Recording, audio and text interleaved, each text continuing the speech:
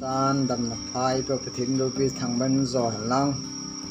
tun ha phana pathin thing ngai tha ti wai de che le scan zon le thot khat na lung ni chang thum na semang chain ti khona ga ni tin tun ha phai thu pi deu che le ping tha lo ping tha banga Christi ping tha lâu ping tha cái sa bằng thì thu pi ai này điều in tin thu Bible trang mun khát cả simu ti ve zon le khát na bung ni trang thum na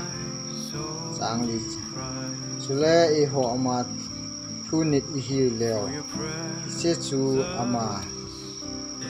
he ta ve ti he ve ke ma ama chu ke het tai la ti a thu nit lo chu mi zo a hin a sunga thu ta om lo a hi teng le Matthew bung sagi chang som la si che bang chun thin khung pha zo se aga phan thin khung pha lo chu ga aga a pu hi Bible thing sima pathin san san phat thei bu pi hon lang ping tha lo ping tha banga om theina tin munin Christian khoen tam ta sei ding in om he akat na ding in kaya sun le sin alen lai mi pi zo se e ho chon se jia mi zo si son se khela thi hi ti mi pi la khat chu ka hi tia jing Christian pu ping tha lo ping tha isa he om thei ni he ani na dingin ama him kimu theilo emlam zo se ama di jeng ki sa ama seibo adi hi sa lama fel na zo se na society zo sa ama seilama sa ama ti ama het na ho alula ama chi na jeng bowa ki ngai sang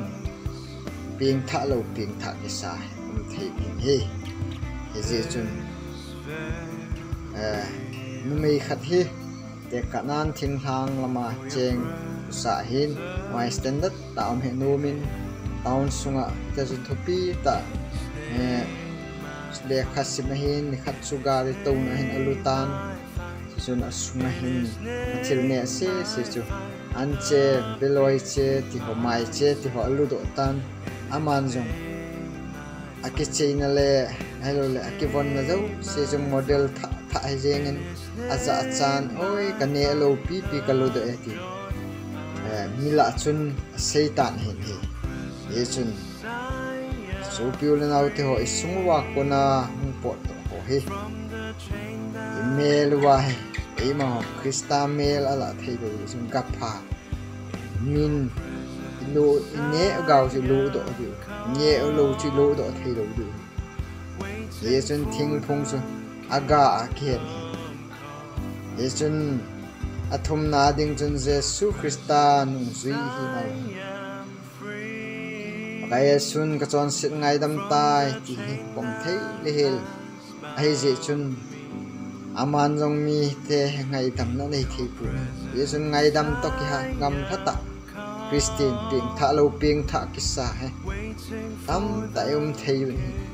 ye chun ngai dam na he them thei mong lo da chu ngai dam na tong kitimat thei lo mi hing ai wa cho Christian hingal hulam kai yong hingal alole snare boot alole mo pu na chong society a tu jong hingal awanga amma ngai dam thei lo ping tha lo ping tha kisa banga hi thei tiong sei nong kit ama wang Jesu ni ho wang chu amelo Jesu mel kilang kapha aga wa khen Jesu thing phung aga khen kapha so ni Jesu so piulo nau te ho ping tha ka helo wa ping tha banga kana thei ti unla phaningil kan gel la mi ping tha ho wang chun malam zo sa son phat lung nem na thu hat na gal cho ki vonun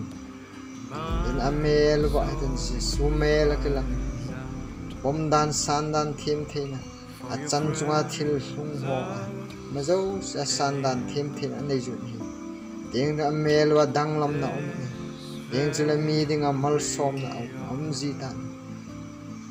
le gam hin ka ngai tu Christian ko pieng tha lo pieng tha banga hi tam ta Christian kho wa ta je hin society Christian ho bung sung inam sung khang to the o ve ti hi gel tan gel la han la phan hin thim thu hin ho hi ngai tu hitin Bible thing alo la pa I ho bo pathian hin hi pathian di ta hi je chun Bible thu to ki tu a hi u mai nam I chon nun chan khan ho hi amai na thu pa tong ki tu hi nam joy gel ta ngai tu a ta society ho I khan to the lo naw ka thu hi lo le ti pa they say hi lo ting la ta se jeng ti ho amas boy hoi le ching bol the ki sa so a sama ping tha lo ping tha ki sa kana na jong tam ta the je chun so piul naw to tun ha phang gil tan ge lo te ping tha lo ping tha ki sa nom kha hi chun mi wang sa ta ni de ti hi pathin mina thu mol cham tai khel ho thu pathin chan cha de ngai la ju si avel som da pathin lagaw mol som ai chan tau hen ka ki pa ai chan tan